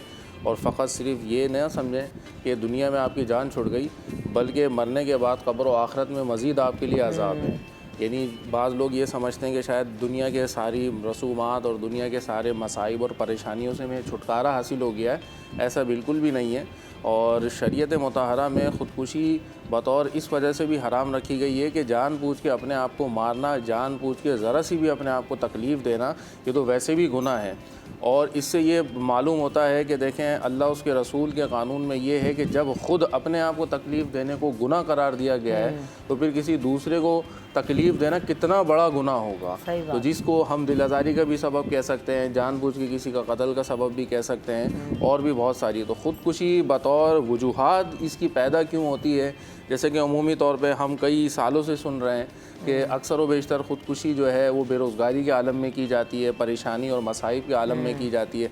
कोई खुशी से तो ख़ुदकुशी करता नहीं है। और हमारे मुल्क पाकिस्तान में अक्सर व बेशतर कराची में नेटी जेटी का पुल बड़ा मशहूर है कि वहाँ एक ज़माने से लोग ख़ुदकुशियाँ करते थे। तो मसला ये है कि ख़ुदकुशी की वजूहात जो पैदा होती हैं, माशी तंगी की आजकल जो वजूहात जो पैदा हो रही हैं हमारे आज के इस दौर में भी, और बरसों बरस हम पीछे माजी में चले जाएं, जब भी वही दौर है, वही मकसद है, सिर्फ़ एक ज़माना तब्दील हो गया है, लेकिन जो मकासिद हैं, ख़ुदकुशी की वजूहात हैं, वो आज भी वही हैं। तो फिर वही बात आती है कि जब एक बंदा बेरोज़गार है, मुआशी तंगी का शिकार है, तो उसका सारा का सारा जो बुनियाद है वो रियासत और हुकूमत की ज़िम्मेदारी है कि वो बंदा ख़ुदकुशी करने पे मजबूर क्यों हुआ है। अब बहुत से इश्क और मोहब्बत की वजह से भी ख़ुदकुशी कर लेते हैं, या फ़लानी लड़की से मेरी शादी नहीं हुई है तो लिहाजा अब मैं ख़ुदकुशी कर लेता हूँ क्योंकि अब मेरा जीना ही दुनिया में बेकार है।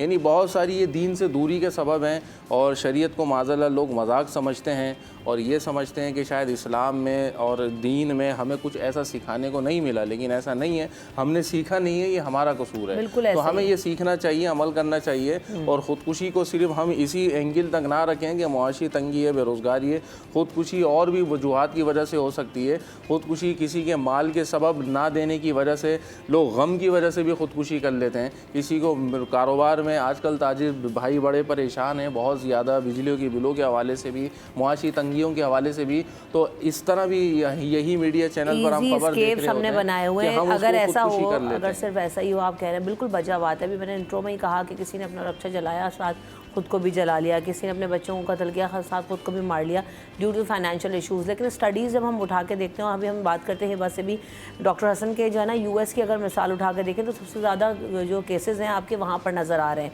जहाँ ना फाइनेंशियल इश्यूज़ हैं, जहाँ पर आपको स्टेट भी असिस्ट कर रहा है, जहाँ पर आपको वजीफ़े भी मिल रहे हैं, उसके बावजूद फिर एक्टर एक्ट्रेसेस की लाइफ उठाकर देखते हैं तो वहाँ पर सबसे ज़्यादा सुसाइडल आपको रेट नज़र आता है। तो ऐसा नहीं है कि खाली पैसे की वजह से हो रहा है, बहुत सारे और मसाइल हैं जिसमें मुझे लगता है कि मेंटल इश्यूज़ भी आ जाते हैं। आपके फैमिली स्ट्रक्चर का स्ट्रॉन्ग ना होना, आपको जो है लव बॉन्डिंग्स ना होना, या जो है वो कॉम्प्लेक्सेस का होना ज़िंदगी में पिछले से लेकर करंट से लेकर जो चल रहे होते हैं हमारे साथ। तो बहुत सारे फैक्टर्स हैं जो कि कंट्रीब्यूट कर रहे हैं इसके अंदर, और हमें इसको समझने की ज़रूरत है कि क्यों और क्या और एड्रेस कैसे होगा। Doctor sir thank you so much कि आपने जितने भी अभी मेरे सामने जितने भी अवामिल गिनवाए हैं, तकरीबन तमाम अवामिल ही कार फरमा होते हैं इस सिलसिले में। बीइंग अ डॉक्टर मैं इस बात को समझता हूँ कि हमारे दिमाग में जो है एक स्टडीज़ हैं, ऑफ कोर्स साइंटिफिक फैक्ट्स हैं कि डोपामीन, सेरोटोनिन, नॉरएपिनेफ्रिन ये कम हो जाते हैं तो हमें डिप्रेशन कॉज करते हैं, and that depression can leads to suicide.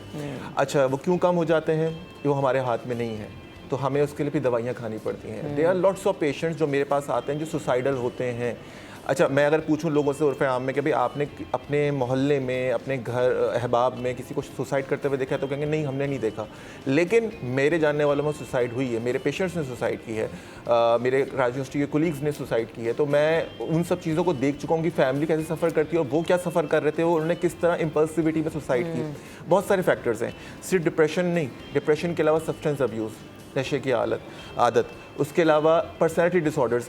जिन लोगों की पर्सनैलिटी में इम्पल्सिविटी होती है, हमारे यहाँ क्या होता है, बहुत गुस्से का तेज़ है, भाई ये पठान है, जैसे हम लोग बड़ा उसको ग्लोरीफाई करते हैं, गुस्से का तेज़ है, गुस्से में क्या थप्पड़ रसीद कर दिया जी। और ये जो ग्लोरिफिकेशन होती है वो उसकी आप पर्सनैलिटी को तकवीयत दे रहे हैं और उसी इम्पल्सिविटी में वो बहुत सारे काम कर देता है। फिर एक होता है passive suicidal tendencies. Passive suicidal tendencies ये होती हैं कि फॉर एग्जांपल आप कुछ चीज़ करना नहीं चाहते, आपको पता है कि वो हराम है, आपके अंदर वो सेंस है, इंसाइट है, लेकिन आप चाहते हैं कि ये ज़िंदगी ख़त्म हो जाए, ये सफरिंग बहुत ज़्यादा है, तो आप अपने आप को बचाने की सही और कोशिश नहीं करते। जैसे कोई कैंसर टर्मिनल इलनेस है, आप शुगर पेशेंट है या हार्ट के पेशेंट है, वो बताएगा नहीं कि मुझे दिल में दर्द हो रहा है, वो दवाइयाँ नहीं खाएगा ताकि मेरी जान निकल जाए। It's also a part of suicide.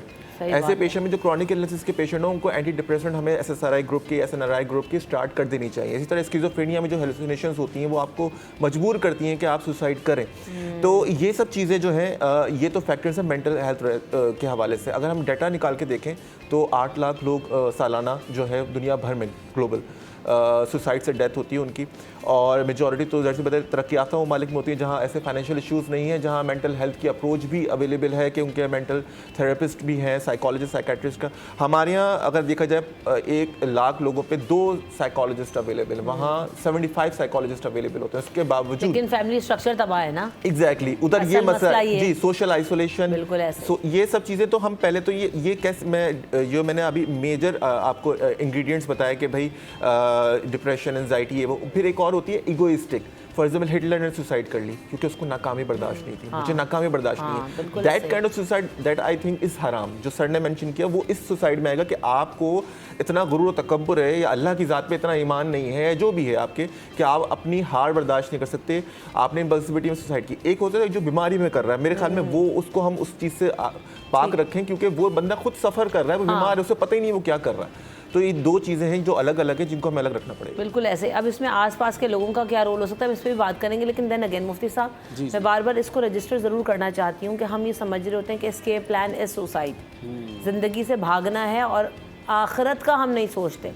तो उनके साथ जो लोग सुसाइड कर लेते हैं, जैसे अभी कहा पूरी फैमिली सफ़र करती है, वो शख्स कितना सफ़र करता है और दीन इस बारे में क्या कहते हैं, मैं चाहूँगी आप इसको इस्टेब्लिश करें, क्योंकि जो बच्चे, जो एज ब्रैकेट की हम बात करते हैं 20 साल से लेकर 30-40 साल तक, कच्चे जहन हैं 20-30 साल तक में लोगों के, तो उनको समझाना ज़रूरी है कि कितना बड़ा नुकसान वो अपने साथ करने जा रहे हैं।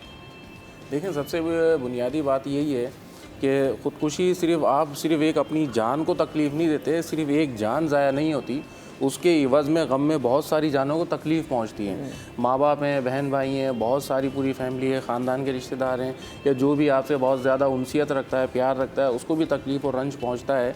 और ख़ुदकुशी का मकासद सिर्फ एक ज़हनी तौर पे दबाव नहीं होता है, बल्कि बाज़ औक़ात अक्सर व बेशतर आजकल की जो ख़ुदकुशियाँ हो रही हैं सोशल मीडिया के नशे की वजह से भी हो रही हैं। सबसे अहम पॉइंट ये भी है कि मतलब मेरी आईडी ब्लॉक हो गई या मेरी आईडी ही ख़त्म हो गई, ऑफ हो गई, इस तरह के भी सोशल मीडिया पर आता है कि वो गम की वजह से जो है वो अपने आप को ख़ुदकुशी कर लेता है। तो ये ख़ुदकुशी की वजूहात जो है हम एक दूसरे से गुरूर, तकब्बुर और बहुत ज़्यादा ख़ुद पसंदी की वजह से भी करते हैं। यानी मतलब मैं किसी भी चीज़ के अंदर या कोई भी उसके फॉलोअर इतने मेरे इतने कम क्यों है, मेरे अचानक हैक हो गए, इस तरह भी देखा जाता है कि सोशल मीडिया पर आईडीज़ वगैरह हैक हो जाती हैं, तो उसके सबब से भी लोग ख़ुदकुशी कर लेते हैं। उसकी आईडी छीनने के इवज़ में भी जो है वो इस तरह कर लेते हैं। तो बिल्कुल ऐसा ही, मुझे ब्रेक लेना है, बिल्कुल वेरी क्विकली हम यहाँ पे ब्रेक लेंगे और इन कॉम्प्लेक्सेस पे भी बात करेंगे। बहुत छोटी छोटी चीज़ें हम बहुत बड़ा बना लेते हैं, उनको ज़िंदगी में वो इतना मैटर भी नहीं कर रही होती, हमें इस चीज़ को समझने की ज़रूरत है। इस पर बात करेंगे आफ्टर दिस ब्रेक।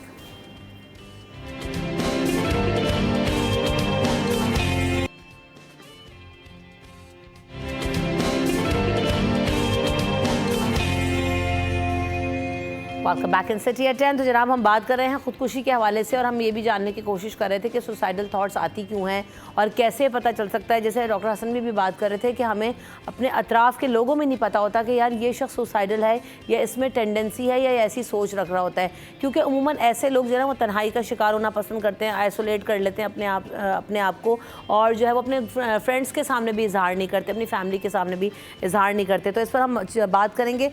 मेरे साथ जो है वो डॉक्टर सैयद अब्दुल रहमान साहब भी मौजूद हैं। आप साइकियाट्रिस्ट हैं, वेलकम द शो।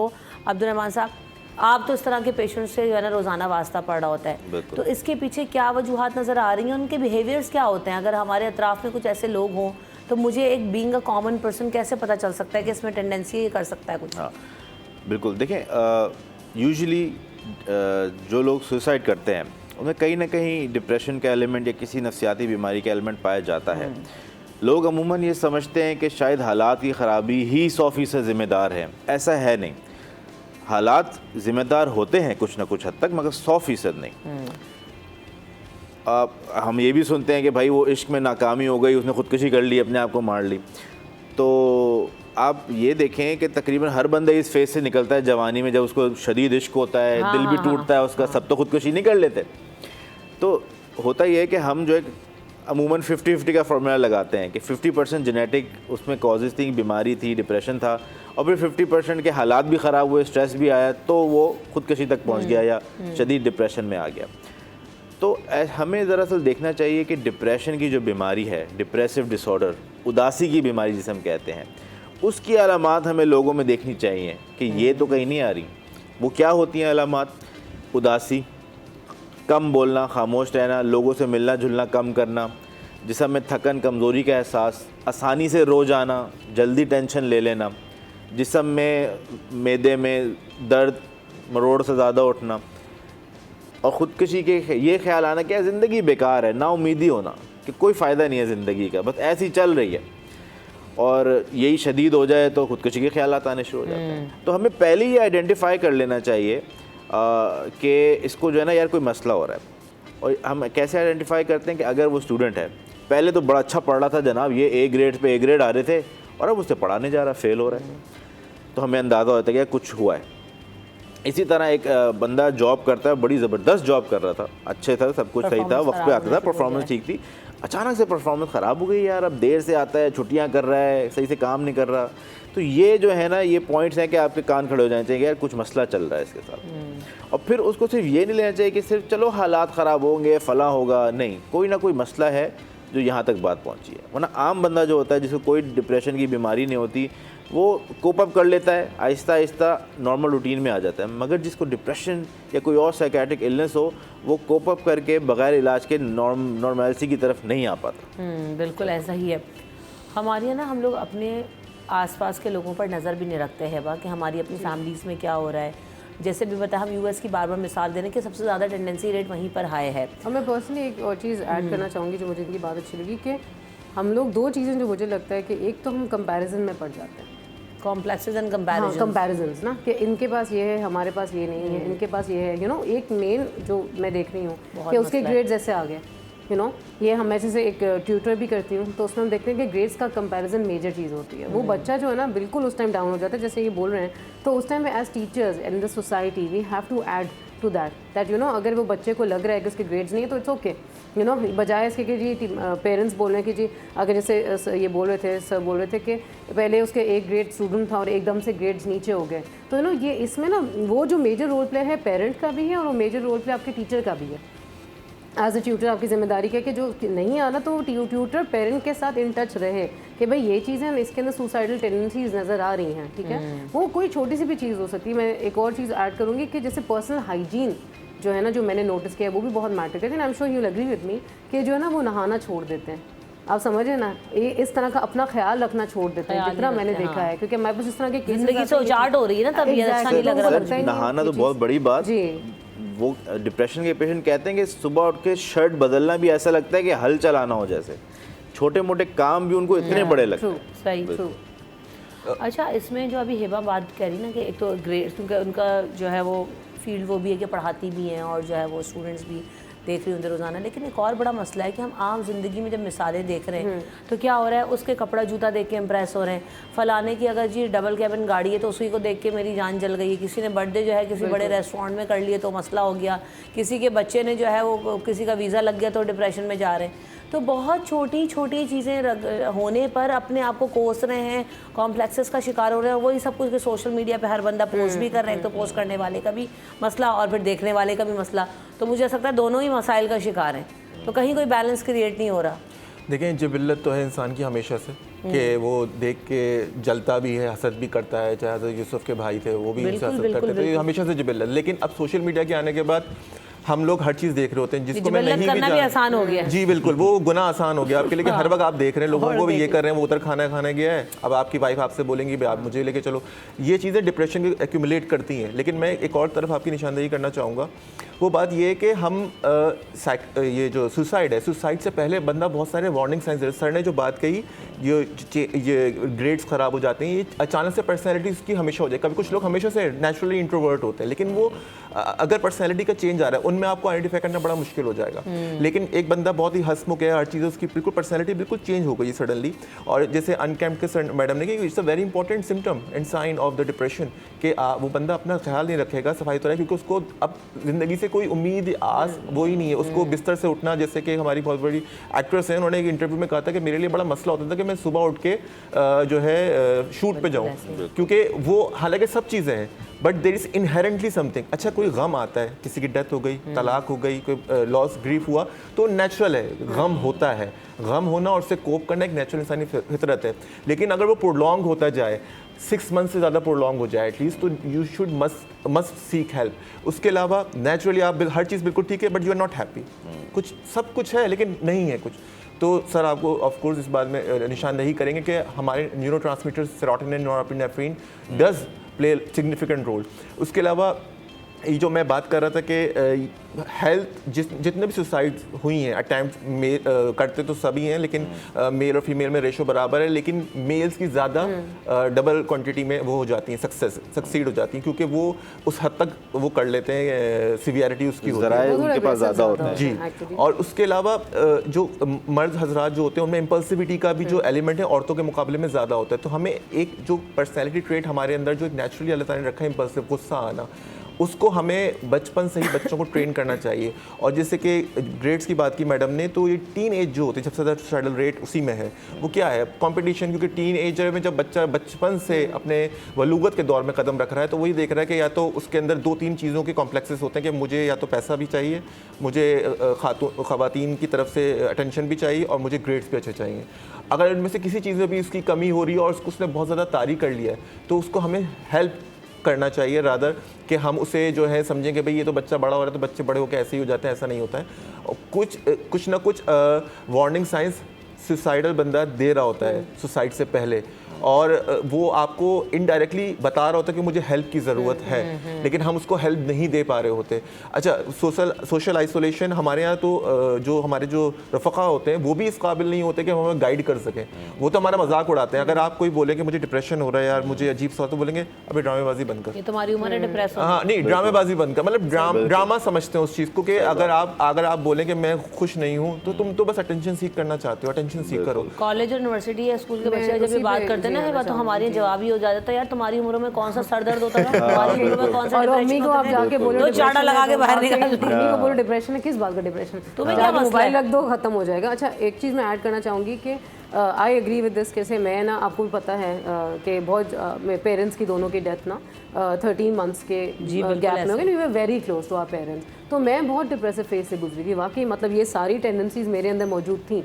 मतलब मैं तो यूँ कि ये ज़रूरी नहीं है कि आप, हाँ अल्हम्दुलिल्लाह करियर में I was excelling, but personally when I used to go home ना, मुझे था मैं बिस्तर से नहीं निकल पाती थी। मतलब मैं अपनी बात करूँ, नहीं कुछ भी नहीं। बच्चे भी कहाँ जा रहे हैं, मेरे अपने 2 बच्चे हैं, वो क्या कर रहे हैं क्या नहीं कर रहे, आपको लगा वो ज़िंदगी का मकसद ख़त्म है बिकॉज हमने उनको इतना वो फॉस्टर केयर दिया। ये भी एक बहुत एलिमेंट है कि जब, क्योंकि हमारे जॉइंट फैमिली सिस्टम्स होते हैं, माँ बाप के ख्याल रखते हैं, तो अम्मी अबू बेड रिडन थे तो हम लोग बहनें सारी मिलके लिटरली बहुत ज़्यादा उनका ख्याल रखा। तो ज़िंदगी का मकसद ऐसा लगा कि यार ख़त्म हो गया हमारा। बट उसके बाद you have to pick your self up, वही सोच के कि देखें जी, उन्होंने ही बोला अगर हम यहाँ मौजूद मौजूद हैं, तो जो उनकी लेगेसी है ना, वो लेगेसी हमने आगे लेके चलनी है। वन मोर थिंग जो एजुकेशन इंडस्ट्री में बहुत अच्छी हुई है वो ये है कि हर प्राइवेट स्कूल के अंदर काउंसलर्स आ गए हैं अब, पहले नहीं होता था। तो अब हर जगह पे her on a set of number of students like 50 हो गए, 70 हो गए, उन पे 1 या 2 काउंसलर्स मौजूद है जो उनके बिहेवियर को एनालाइज कर रहे हैं, बिकॉज स्कूल्स में सुसाइड्स वगैरह बहुत ज़्यादा कॉमन हो गई थी। तो अब ये चीज़ एक बड़ी अच्छी आई है, अपनी मदद आप लोगों ने जो है ना काउंसलर्स रखे हैं जो उनके साथ बैठ के उनकी पूरी प्रोग्रेस ट्रैक करते हैं। अगर ज़रा सा लगता है बड़े बड़े स्कूल्स में तो वो इनको इस तरह से करते हैं। ये सिर्फ बड़े स्कूल्स की आप बात कर रही हैं जो कि आटे में नमक के बराबर हैं, या जिनके अगर बहुत हों भी तो अफोर्डेबिलिटी इश्यूज इतने हैं हिबा के उन स्कूल्स में हर बच्चा नहीं पढ़ पा रहा। और जो लोकल स्कूल में मैं देख रही हूँ कि लोकल स्कूल्स में छोटे जो स्कूल हैं उनमें तो बस वो जो है ना वो पढ़ा रहे हैं, टीचर का रवैया सही करा रहे हैं, नहीं एंड देन कहते हैं जाओ भाई छुट्टी हो गई। तो आपके टीचर का अपना रवैया सही नहीं है, डांट डपट सख्ती रवैया ही सही नहीं है टीचर्स का। अभी भी हमारा कॉन्सेप्ट ये है कि डांट डपट सख्ती से पढ़ाओ, चाहे टीचर्स हो, पेरेंट्स हो, फैमिली मेंबर्स हो, आपका जो है कारी साहब हो, आपका ड्राइवर हो, आपके घर की मासी हो, इन सब के रवैये बच्चों के ऊपर और उनके जहनी तौर पर क्या इफेक्ट डालते हैं और क्या इसको लीड करता है डिप्रेशन और टेंडेंसी टुवर्ड्स सुसाइड। इस पर बात करेंगे आफ्टर दिस ब्रेक।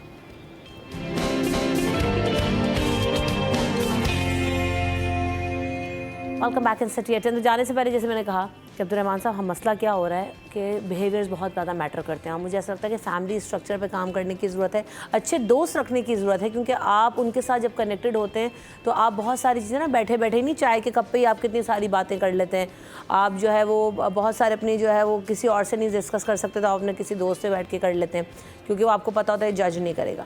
अच्छा, ये जो बिहेवियर्स हैं अगर अच्छे ना हो, घर में साथ काम करने वालों के, घर में साथ रहने वालों के, बच्चों के साथ भी हो और ये बड़ों के साथ भी, जैसे मैंने अक्सर देखा कि सास बहू का रिलेशनशिप अगर अच्छा ना हो तो बहू भी टेंडेंसी होती है उसके अंदर कि मैं अपने आप को मार ही लेती हूँ, भाई यहाँ से तो निकलने के लिए बेहतर ही है या आगे लगा लूँ। तो ये वाले मसले हमारे यहाँ हैं कि सिर्फ और सिर्फ बिहेवियर्स या अच्छे अखलाक ना होने की वजह से जो है या अच्छे रवैये ना होने की वजह से भी ये टेंडेंसी बिल्ड होती है।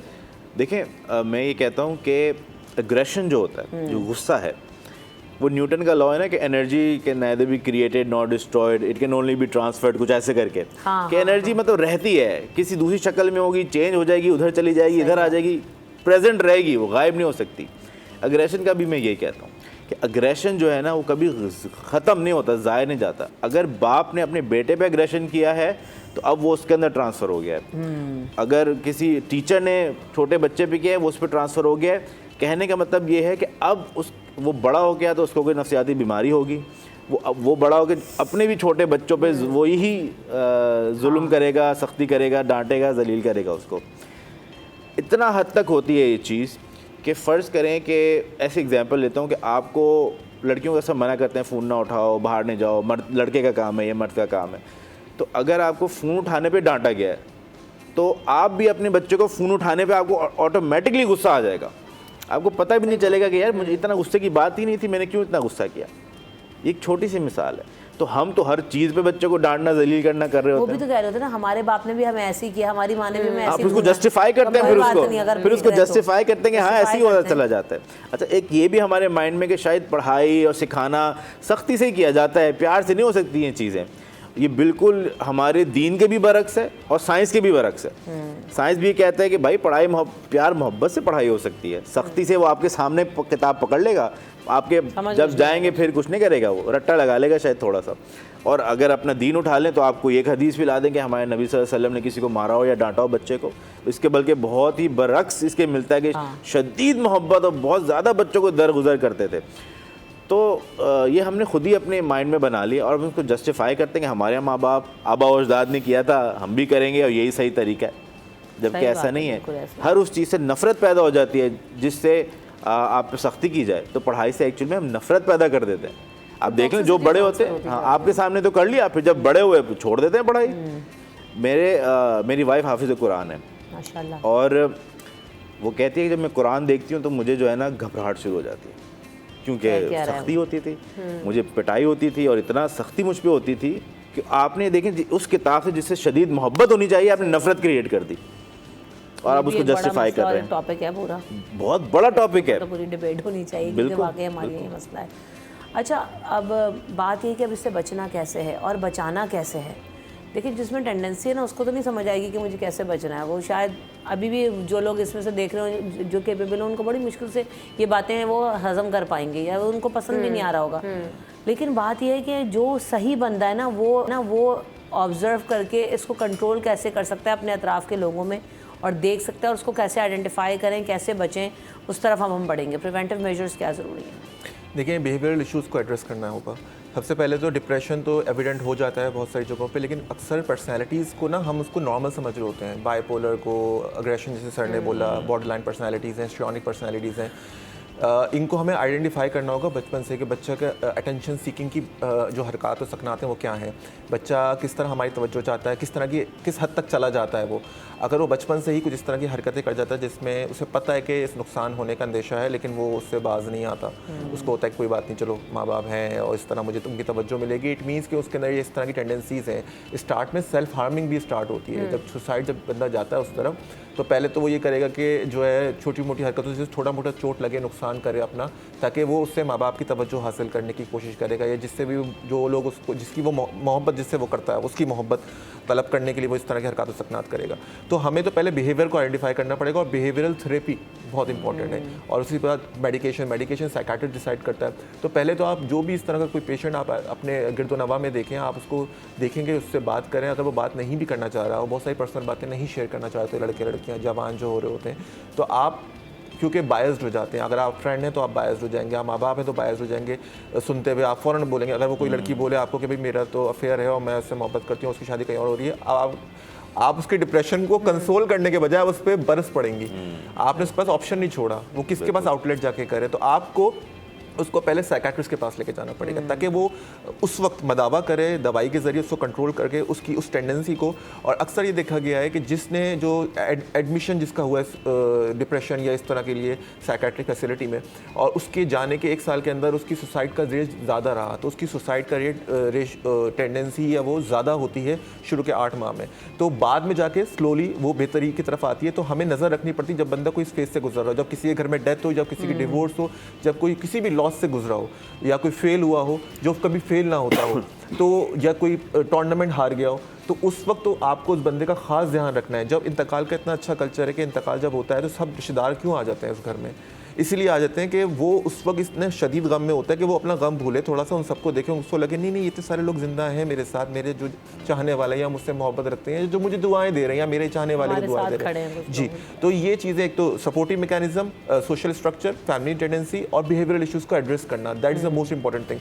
और जो फाइनेंशियल इशूज़ हैं, सोशल इशूज़ हैं, जैसे पहले जो गुफ्तगू हो रही थी, ये हम सबके साथ हैं। कभी भी फाइनेंशियल कंडीशन स्टैटिक नहीं रहती है, हमेशा फ्लक्चुएट, हेल्थ हमारी फ्लक्चुएट करती रहेगी, हमारे हैप्पीनेस फ्लक्चुएट करती रहेगी, और इसी का नाम जिंदगी है। लेकिन अगर आप उसके साथ जीने की उमंग बिल्कुल छोड़ दें, थोड़े दिन के लिए छोड़ें कोई बात नहीं, लेकिन एक मुसलसल लंबे अरसे तक आपके पास कोई जीने की वजह नहीं है, देन यू नीड हेल्प। तो खुद को कैसे बूस्ट किया, क्योंकि हम सब कह रहे हैं ना कैसे ना किसी लाइफ में ऐसा पॉइंट आ जाता है, और ये माँ बाप के गुजर जाने का गम तो ऐसा होता है कि आप मतलब ताहयात आप इसको जो है वो भुला नहीं सकते।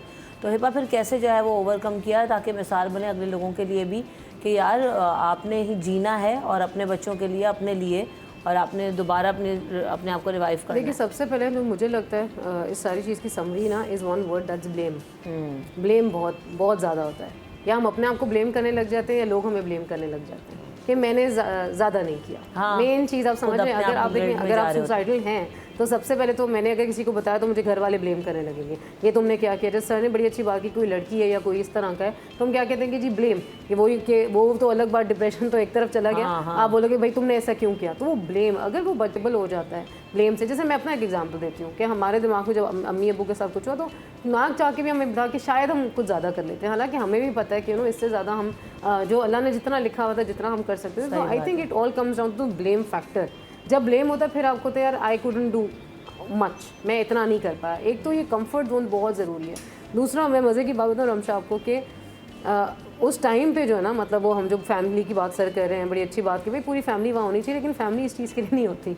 हमारी सोसाइटी का मसला है कि फैमिली आपको बातें सुनाने आती है, वो फैमिली इस चीज़ के लिए नहीं आती जिस चीज़ के लिए आना चाहिए। बोटियां मंगाने आते हैं। हाँ, मजाक बिरयानी पकी कि नहीं पकी, और मजाक के अलावा मतलब 3 पूरा बुफे लगा होता है कि खाने में ये कम है और लेग पीस चाहिए, बट उसके अंदर वो तो आप कहते हो भाई फैमिली तो चाहिए ही नहीं ना। सबसे पहले अगर वो फैमिली वो कंफर्ट जोन प्रोवाइड करे और वो आके खड़े हो जाएं आपके साथ कि जी हम वहाँ मौजूद हैं, तो आपको पता होगा।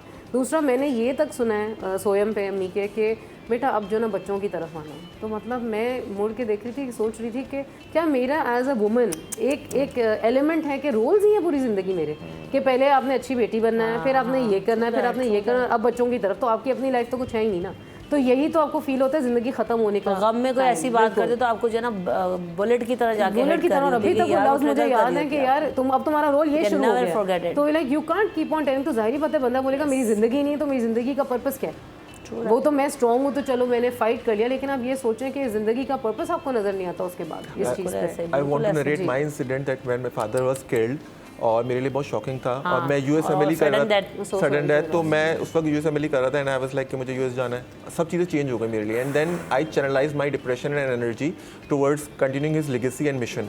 मैंने तफसीर रिसर्च जर्नल स्टार्ट किया, वो जो अब्बू ने छोड़ा था उसी को कंटिन्यू रखा, सब काम मैंने वही शुरू कर दिए। तो मैंने अपनी सब पाकिस्तान में रहा, हर चीज़ मैंने चेंज की, और वही मेरे जो एंगर जैसे सड़ने का, it can not be destroyed, can only be channelised. बिल्कुल। So that's what I did. एक बादशाहूर, एक डॉक्टर होने के नाते मुझे लगा कि that's the only thing that I can do, कि जो जी बिल्कुल। जैसे मैंने भी यही किया, अभी वही मैं इनको बता रही थी कि लीगली और पाकिस्तान का एक एनजीओ है हमारी अल्हम्दुलिल्लाह, जो इन्हीं लोगों पे काम करती है, इसी तरह के लोगों पे काम करती है।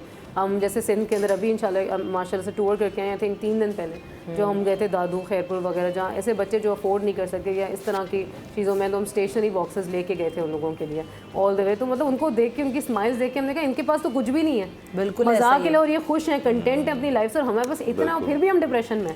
तो ये मेरे लिए बड़ा एक आई ओपनर था कि यार वही सर वाली बात बिल्कुल ठीक है कि वो नेगेटिविटी जो है ना, आप उसको पॉजिटिविटी में कन्फ्यूज करो, उसको सोशली कोई ऐसा काम करो जिसमें आपको जो पैशन है आपका, आप उसमें लगो। आप दीन नहीं देख रहे ना, वेरी क्विकली दीन नहीं देख रहे अब्दुर्रहमान साहब, कि हमने जो है अपने से नीचे देख रहे हैं। जब हम देखते हैं तो कोशिश हमारी ज़िंदगी बेहतर होती है। वेरी क्विकली शॉर्टली आप क्या ऐड करेंगे किस हवाले से, कि आप कंक्लूडिंगली क्या कहना चाहते हैं कि हम कैसे बचा सकते हैं खुदकुशी से? देखें, एक बात हमें जो है ना अपने दिमाग में डाल लेनी चाहिए कि खुदकशी या उससे पहले डिप्रेशन, एक्चुअली तो डिप्रेशन को आइडेंटिफाई करना पहला स्टेप ना, खुदकशी तो टू लेट हो चुका होता है। तो हमें ये बात दिल में बिठा लेनी चाहिए कि जहनी बीमारी बिल्कुल जिस्मानी बीमारी की तरह होती है।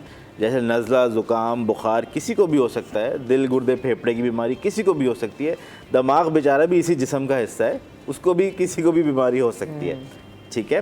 तो जैसे आप बुखार में पैनाडोल लेते हैं, आपका बुखार उतर जाता है, डिप्रेशन में एंटी डिप्रेशन लेते हैं, आपका वो डिप्रेशन का बुखार उतर जाता है। और हालात 100% जिम्मेदार नहीं होते, वरना अगर होते तो अमेरिका में ज़्यादा खुदकशियाँ नहीं होती, पाकिस्तान में होती। बिल्कुल ऐसा ही है। और हमने जो छोटे छोटे स्केप प्लान्स तैयार किए होते हैं, हमें ये ज़रूर देखना है, जैसे मैं बार बार कह रही थी कि दीन को हमेशा अपनी ज़ात में जोड़ें, कि अगर आपको ये नहीं नज़र आ रहा कि आप दुनिया में तो खुदकुशी कर लेंगे, लेकिन आखिरत में जो कि आपकी अब्दी ज़िंदगी है, वहाँ आपके साथ क्या होगा और कितना बुरा होगा, फिर आप उससे कैसे छुटकारा हासिल करेंगे।